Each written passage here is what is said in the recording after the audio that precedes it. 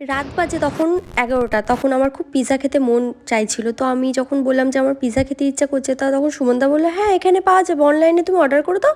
Pizza তাড়াতাড়ি চলে আসবে।" তো আমি কী করব? আমি আর লোভ সামলাতে না পেরে আমি সঙ্গে, সঙ্গে পিৎজা অর্ডার করে দিয়েছি। আর পিৎজা খুব তাড়াতাড়ি চলে এসছে। আর পিৎজাটা খেতে সত্যিই খুব ভালো ছিল। আর সবাই মিলে খুব মজা করে আমরা পিৎজা খেয়েছি। কিন্তু তার সাথে আরেকটা জিনিসও অর্ডার করেছিলাম, সেটাও দেখতে থাকো।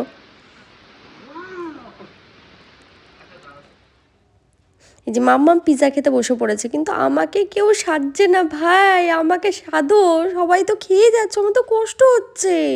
আর এই যে এই এক পাগল, এরকম পাগল কার কার বাড়িতে আছে বলো তো, যে এরকম অকারণে পাগলামি করে, ওর মাথায় কোনো পোকা আছে মনে হয়, যে অকারণে বসে বসে পাগলামি করছে। আর সবাই পিৎজা খাচ্ছে, আমার তো খেতে যে আমার জিভ দিয়ে পুরো জল পড়ে যাচ্ছে, তবু আমাকে কেউ সাধছে না পিৎজাটার জন্য। তারপরে আমি আরেকটা জিনিসও অর্ডার দিয়েছি, সেটাও খুব তাড়াতাড়ি চলে আসে। এটা কী বলো তো? বিরিয়ানি। শুধু কি পিৎজা খেলে হবে বলো? তার সাথে তো বিরিয়ানিটাও অর্ডার দিয়েছি, তো বিরিয়ানিও চলে এসছে, মানে চলে এখনও আসেনি, আসছে।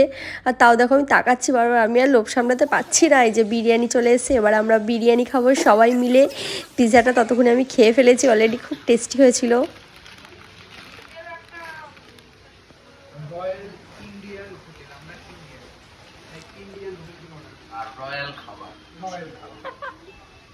এমনি আমি রাজপুত বংশের ছেলে। ভাগ্যিস তুমি বললে, না তো জানতেই পারতাম না। ও কি রাজকুমার, ও তাকিয়েছে, একটা টাকা, আরেকবার টাকা ওইভাবে বসে। এটা আমাদের কলকাতা রাজকুমারী কোপন, এটা হচ্ছে